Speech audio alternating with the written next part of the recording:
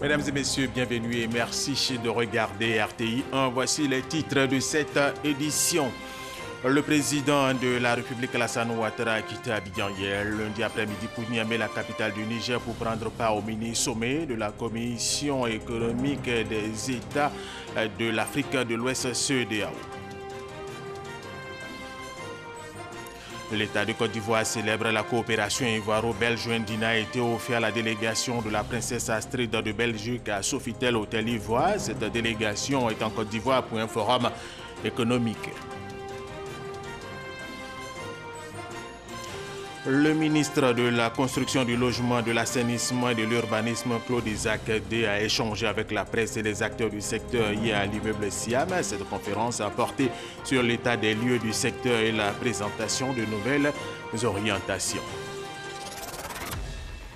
Commençons par cette information. Le président de la République, Alassane Ouattara, est depuis hier à Niamey, la capitale du Niger, pour prendre part au mini-sommet de la Commission économique des États de l'Afrique de l'Ouest, CEDEAO.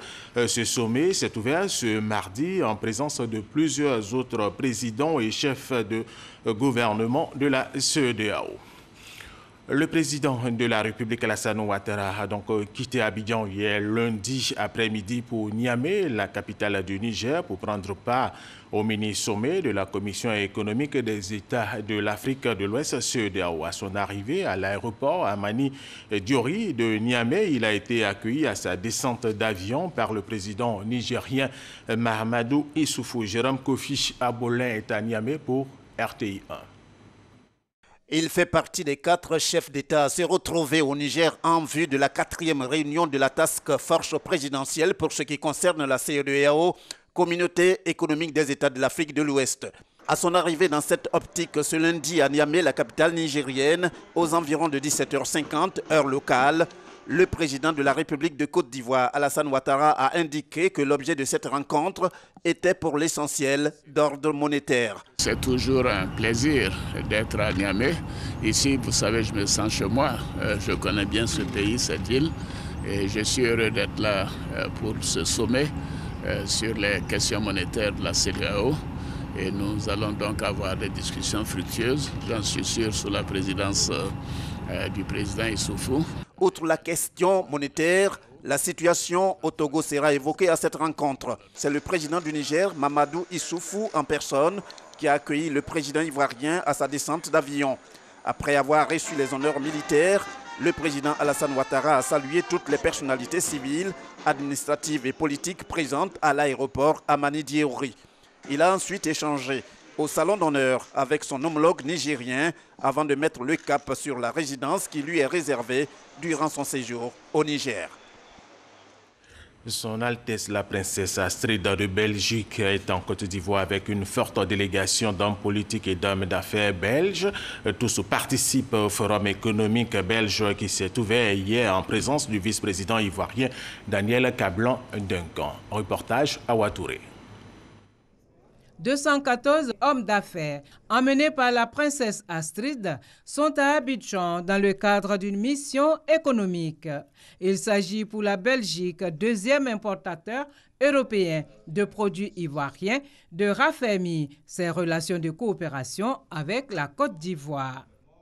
Depuis 2012, nous avons été témoins du dynamisme avec lequel le gouvernement ivoirien a mené de nombreuses réformes d'ampleur et a mis en place des institutions au service de la promotion des investissements et du développement du secteur privé.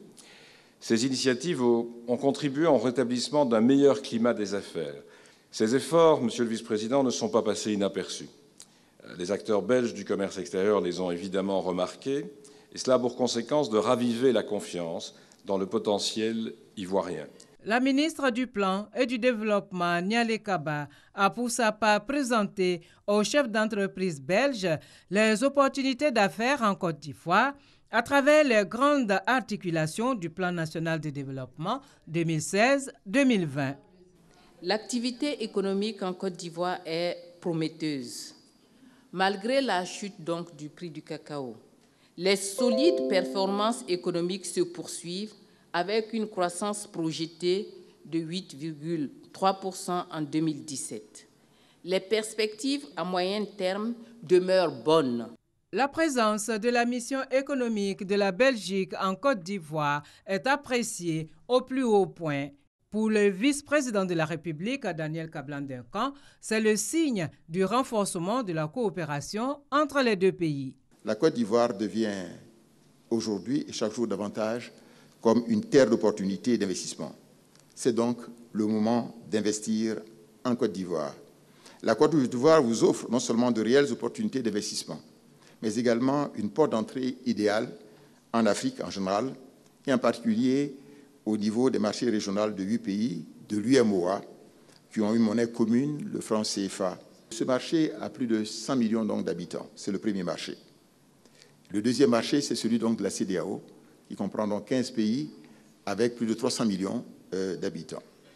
3 panels sur les opportunités d'affaires dans les secteurs des infrastructures économiques, transport et logistique, agricole et agro-industrie, ainsi que des rencontres B2B ont meublé la première journée de cette mission économique de la Belgique en Côte d'Ivoire. À Ouattouré, nous vous proposons quelques réactions de participants à ce forum. Les enjeux pour la Belgique et en particulier pour Bruxelles que je représente ici sont bien sûr de développer de plus en plus de partenariats constructifs, fructueux, durables entre la Belgique et la Côte d'Ivoire. Nous nous réjouissons de très nombreux contacts qui seront pris pendant ces 3 jours avec les 135 entreprises qui nous accompagnent, dont près de la moitié sont des entreprises bruxelloises. Et pour nous, c'est toujours une grande occasion d'accompagner la princesse dans les missions économiques de grande envergure, comme aujourd'hui en Côte d'Ivoire. Et donc, nous avons déjà des liens existants que nous voudrions bien consolider avec les entreprises locales et avec les clients locaux. Nous sommes impressionnés par le nombre et la qualité des membres de la délégation. Je pense que pratiquement tous les opérateurs potentiels ou les partenaires potentiels pourront trouver la niche ou la cible essentielle pour pouvoir faire des affaires. Ça, c'est très important.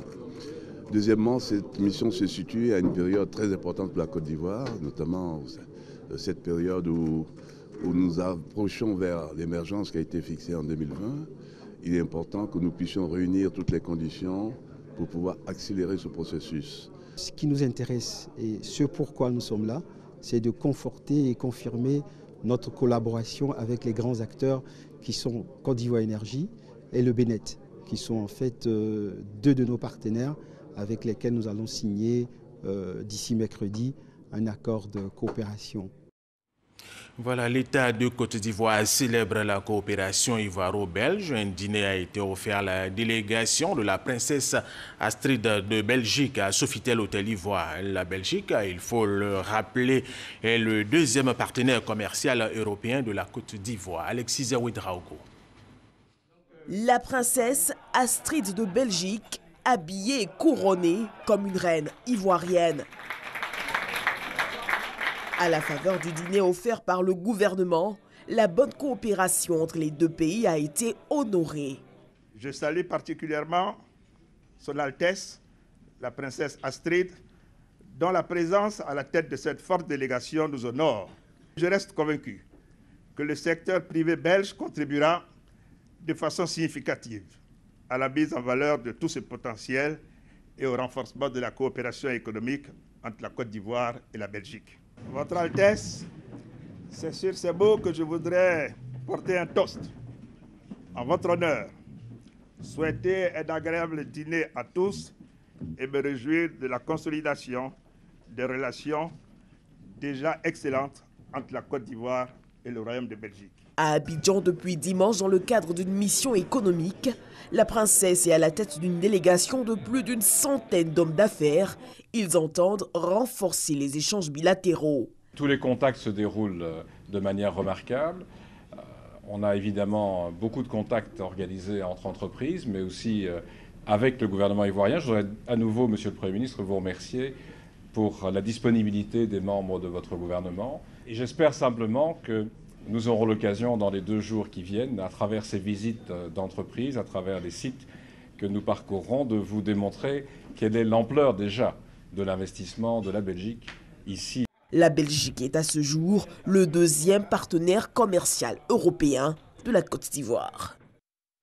Autre titre de cette édition, le ministre de la Construction, du Logement, de l'Assainissement et de l'Urbanisme, Claude Isaac Dé, a échangé avec la presse et les acteurs du secteur hier à l'immeuble Siam. Cette conférence a porté sur l'état des lieux du secteur et la présentation de nouvelles orientations. Chantal Eouma Kandan était à cette conférence pour RTI 1. 9 mois après le démarrage d'une série d'actions et de réformes visant à assainir les secteurs du foncier, de l'urbanisme, de l'assainissement et de l'habitat, le ministre Claude Isaac Dé annonce des résultats plutôt satisfaisants. Il a été créé un secrétariat permanent à la simplification et à la dématérialisation rattachée directement au cabinet. Il nous faut en interne améliorer le circuit de traitement des dossiers en relation avec Cadastre, la conservation foncière. Nous allons travailler à sécuriser le foncier. Tous les Ivoiriens doivent prendre conscience que sans leur participation à la préservation de nos cadres de vie, tous nos efforts seront vains. Des réformes qui font bouger aujourd'hui les lignes de ce département, notamment la révision de la politique de l'habitat, sans oublier la question de l'assainissement. Près de 68 milliards de francs CFA sont mobilisés et disponibles dans le cadre de divers projets pour améliorer et résoudre la problématique de l'assainissement en Côte d'Ivoire, notamment à Abidjan. Pour les villes de l'intérieur, notamment la capitale régionale, nous disposons à peu près de 10 et 15 milliards de francs CFA. Un schéma directeur d'assainissement et de drainage de la ville d'Abidjan est en cours de finalisation. Nous allons aussi réaliser des schémas d'assainissement et de drainage pour certaines capitales régionales du pays. Je voudrais rassurer les Ivoiriens et leur dire, ne vous découragez pas. La demande est forte, mais j'ai l'assurance qu'avec la nouvelle politique que je propose, nous allons satisfaire les besoins des Ivoiriens. D'ici la fin de l'année 2017, ce n'est pas moins de 4000 logements qui seront livrés sur plusieurs sites. Pour les acteurs du secteur, cette vision du gouvernement est à saluer. Il fallait qu'après un certain nombre de mois, le ministre puisse expliquer ce que son département fait. Et nous qui sommes dans ce secteur d'activité, savons que ce département travaille énormément. Il y a un architecte pour chaque Ivoirien. Il ne faut pas attendre qu'il y ait des catastrophes pour se tourner vers l'architecte. Et l'architecte, il est d'utilité publique. Notre fonction, c'est le bien-être des populations. Concernant le domaine que nous exerçons, les logements sociaux, économiques et standing, les souscripteurs ont bien compris l'état d'avancement, les mesures qui ont été prises par le ministère pour l'aboutissement des différents chantiers qui sont en cours. Concernant la bonne gouvernance du secteur, des dispositions sont prises, selon Claude Isaac Dé, pour l'amélioration de la qualité de ces services. L'enjeu aujourd'hui est de faire respecter les procédures et d'inviter les agents du ministère à la probité. Une rencontre consultative sur le rôle des structures de justice traditionnelles et les institutions judiciaires dans la promotion de l'état de droit en Afrique de l'Ouest et du Nord se tient ici à Abidjan. Elle est organisée par le département des affaires politiques de la Commission de l'Union africaine. Abou Sanogo. Un atelier consultatif qui réunit à Abidjan les membres du pouvoir judiciaire classique et les structures de justice traditionnelles des 15 pays de l'Afrique de l'Ouest et des 7 pays de l'Afrique du Nord. L'enjeu est de promouvoir et garantir les fondamentaux et l'état de droit. L'initiative est du département des affaires politiques de la Commission de l'Union africaine. La Commission de l'Union africaine reconnaît que la collaboration nationale, régionale, continentale et internationale est nécessaire pour faire la différence et améliorer le niveau de vie des populations africaines. Le renforcement et la promotion de l'état de droit sont des éléments clés pour assurer la stabilité politique et le développement socio-économique. Pendant 3 jours, représentants des organes et institutions de l'Union africaine, de communautés économiques régionales, experts, justice traditionnelle et institutions judiciaires discuteront de la meilleure façon possible d'engager collectivement les structures traditionnelles informelles et le pouvoir judiciaire à promouvoir l'état de droit en Afrique de l'Ouest et du Nord. Depuis la nuit des temps, la chefferie traditionnelle a toujours géré la population. Et même avec la colonisation, la chefferie a survécu à la colonisation. Et aujourd'hui, nous sommes encore là parce que même le colon n'est plus là. Au point où nous avons les rois, les chefs de province, les chefs de canton, les chefs de tribus et les chefs de village. Nous avons des cours à notre niveau. Et dès que le problème arrive à notre niveau, s'il n'y a pas de l'assassinat, il essaie de diriger ça à l'amiable.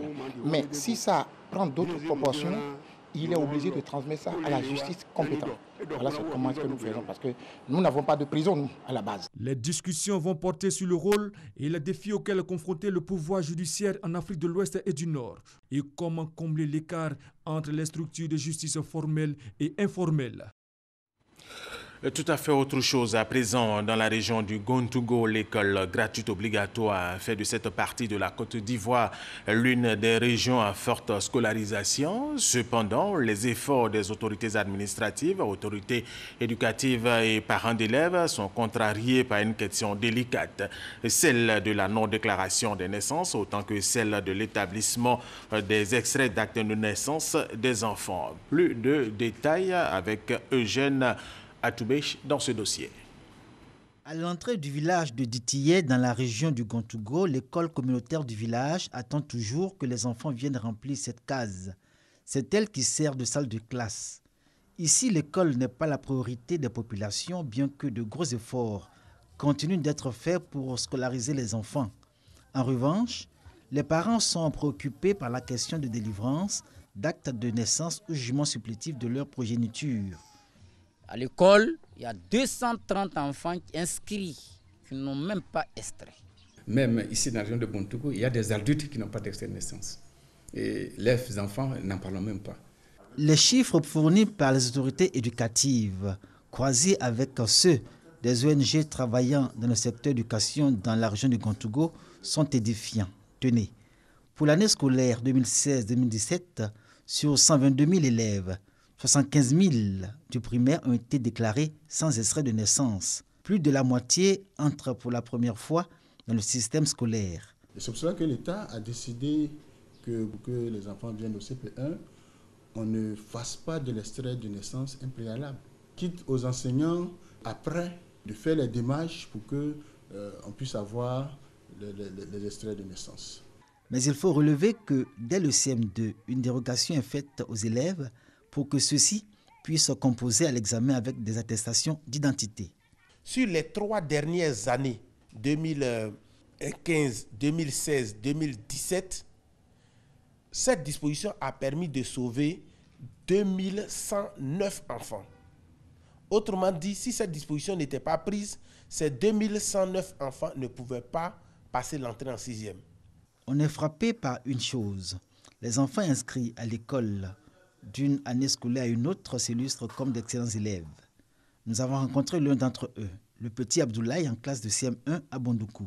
Toujours, je disais à mes parents, quand ils me mettent à l'école, quand mon père s'en va, on dit d'envoyer mon jugement. Il cherche et puis quand il a eu travail là, c'est ça, il a dit au tonton et le tonton a fait pour moi. Puis on est parti, m'ont mis à l'école. J'avais 10 ans.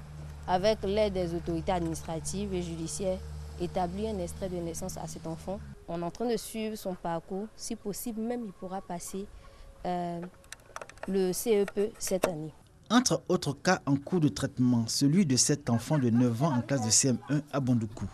Dame Kambou doit supporter chaque jour la tristesse et l'inquiétude de sa petite fille, tourmentée par l'idée qu'elle pourrait être sans identité pour longtemps et peut-être même apatride. Cet enfant, je l'ai mise à l'école.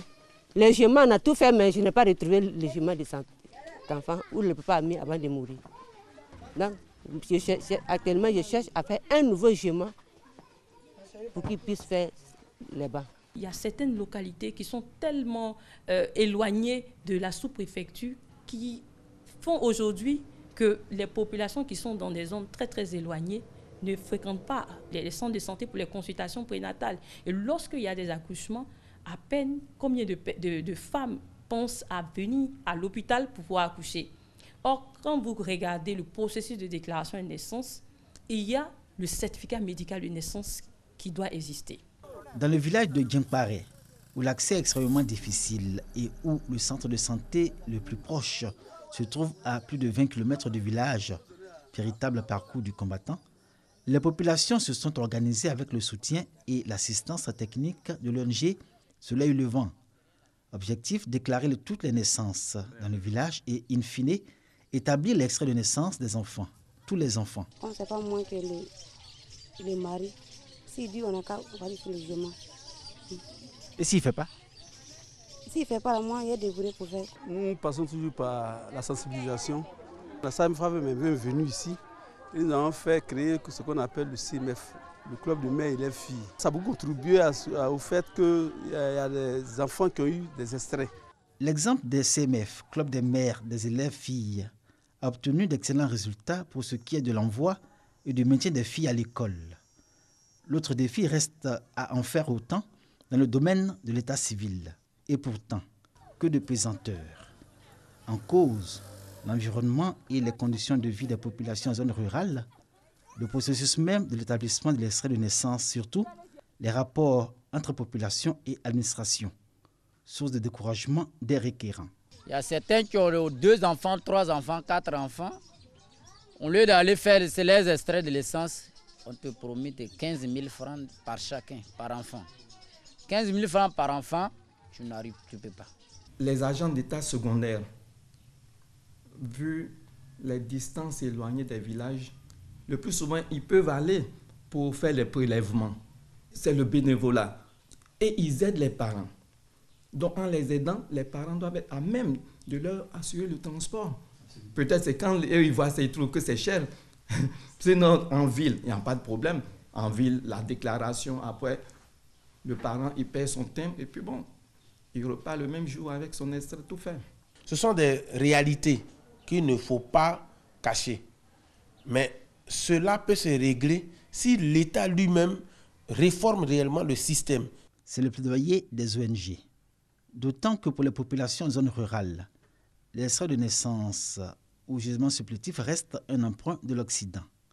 On comprend donc pourquoi, malgré les efforts de l'État relayés par les actions des ONG sur le terrain, la question de la non-déclaration des naissances, autant que celle de l'établissement de l'acte de naissance ou jugement supplétif, a atteint la cote d'alerte. Dossier signé Eugène Atoubech. Le conseil régional de la Nawa a tenu sa 3e session ordinaire de l'année. C'était samedi dernier à Soubré. Cette session a été présidée par le ministre Alain Richard Domvayi. Il a été question des différents projets inscrits dans le programme triennal 2018-2020 de la région, mais également des préparatifs pour l'accueil du chef de l'État Alassane Ouattara qui se rendra dans la capitale de la Nawa pour l'inauguration du barrage de Soubré le 2 novembre prochain. Jean-Louis Gbangbo Kwame. Ce sont 35 opérations d'un montant de 3,9 milliards de francs CFA qui seront mises en œuvre par le Conseil régional de Soubré dans le cadre de son programme triennal 2018-2020. De nouveaux projets en phase avec les doléances des populations. Une région qui est très vaste, très porteuse économiquement avec bien sûr le cacao mais aussi les autres cultures pérennes qu'il faut évacuer et nous avons besoin de pistes et de routes. Il est prévu le bitumage de l'axe Yabayo-Buyo. Ce projet a pris quelque peu de retard, mais nous savons que le gouvernement pense à cela. Et nous espérons aussi que l'axe Soubré-Gueyo, qui a besoin d'être également bitumé et qui est prévu au bitumage, le sera très bientôt, sera programmé d'ici l'année prochaine. Plus de 190 millions de francs CFA seront mobilisés en 2018 pour l'exécution de 24 actions dans les domaines de l'entrepreneuriat, de la promotion touristique et économique et de réalisations diverses. Le préfet de la région de la Nawa, qui a pris part à cette session, a annoncé l'arrivée du chef de l'État Alassane Ouattara le 2 novembre prochain pour l'inauguration du barrage de Soubré. Une arrivée attendue avec impatience selon le président du conseil régional. Nous allons mobiliser toute la population de la Nawa pour que ce passage, une fois de plus, soit mémorable, que le président sache que la Nawa le soutient. La Nawa est derrière les efforts qu'il fait, non seulement pour la Nawa, mais également pour tout le pays. Et nous allons sortir massivement et j'invite la population à être présente le 2 novembre pour accueillir notre président. Le barrage de Soubré deviendra le plus grand du pays devant celui de Tabo et Buyo. Ces retombées socio-économiques dans la région sont immenses, notamment avec la création de plus de 5 000 emplois en 56 mois. Depuis 10 ans, les sous-préfets affectés dans la circonscription de Santa travaillent dans des conditions difficiles. Ils n'ont pas de bureau et de logement. Les fils et filles de cette sous-préfecture ont donc décidé de réagir. Ils ont mobilisé 100 millions de francs CFA pour construire les bureaux et le logement de fonction de leur sous-préfet. Abou Sanogo. Au bout de ce tronçon impraticable se trouve le village de Santa, dans le département de Biancouma. Érigé en sous-préfecture depuis 2005, cette localité connaît d'énormes difficultés. Pas de route, ni d'eau potable. La population des 10 villages de cette sous-préfecture s'inquiète de plus en plus de leur situation. À ce jour, les 3 centres de santé de la sous-préfecture manquent de médicaments de première nécessité. Nous souhaitons l'installation d'un bureau de la gendarmerie à Santa. La construction d'un château d'eau devant permettre aux populations d'avoir accès à l'eau potable. L'érection de Santa en commune afin de booster son développement. Pour voler au secours de leur localité et lui permettre d'amorcer son développement, les cadres, fils et filles de la sous-préfecture de Santa ont mobilisé un montant de 100 millions de francs CFA destiné au financement de la construction des bureaux et de logements du sous-préfet. On s'en va en Suisse, on s'en va en Allemagne. Dis aux Blancs, aidez-nous, aidez-nous, aidez-nous. Il faut qu'on se mette ensemble. On se mette ensemble pour qu'on avance. Le gouvernement a beaucoup à faire et il y a des priorités. Et si nous voulons attendre toutes les priorités de l'État, nous resterons toujours à la traîne. Tous les chefs traditionnels, nous sommes tous unanimes que c'est un projet à saluer et nous souhaitons vivement que tous les cadres de Santa puissent s'unir autour de ce projet. Les cadres qui ont initié ce projet, je leur traduis tout notre soutien et inviter les uns les autres à suivre cette initiative-là. Les sous-préfectures de Blapleu et Santa constituent les zones de production de café et de cacao. Il faudrait que ces populations aient accès à une voie qui puisse leur permettre d'évacuer leurs produits. Et soyez rassurés que l'État fera sa part. La sous-préfecture de Santa est en attente de son nouveau sous-préfet. Selon la population, la présence d'un administrateur leur permettra d'avoir un interlocuteur auprès de l'État de Côte d'Ivoire pour défendre les projets de développement en leur faveur. Le ministère des Eaux et Forêts vient de réaliser la cartographie numérique de tous les périmètres d'exploitation forestière existants en Côte d'Ivoire. Ce projet, soutenu par la coopération allemande, vient d'être présenté aux différents acteurs de la filière bois. Adrienne Grascando. Les périmètres d'exploitation forestière sont des concessions créées dans le domaine rural en 1994.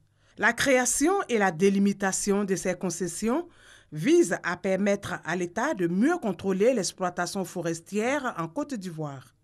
Au nombre de 37, les limites de ces périmètres font l'objet de litiges entre exploitants et villageois.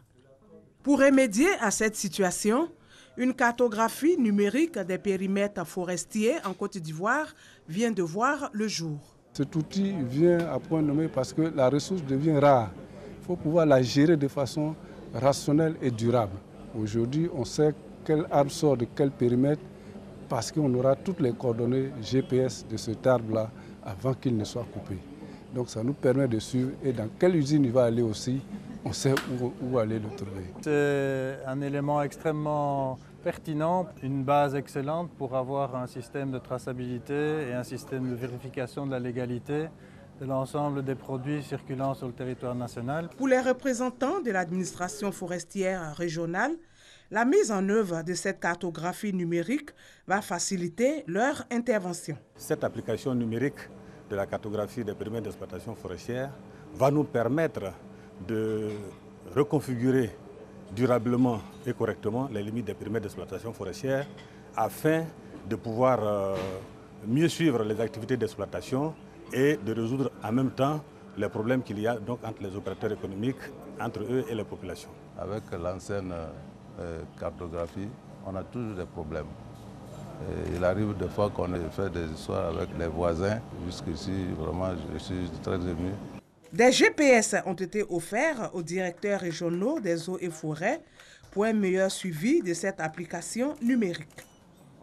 Revenons sur cette information pour terminer. Le président de la République, Alassane Ouattara, est depuis à Niamey, la capitale du Niger, pour prendre part au mini-sommet de la Commission économique des États de l'Afrique de l'Ouest, CEDEAO. Ce sommet s'est ouvert ce mardi matin en présence de plusieurs autres présidents et chefs de gouvernement de la CEDEAO. Voilà, c'est la fin de cette édition. Merci de l'avoir suivi et restez avec nous sur RTI.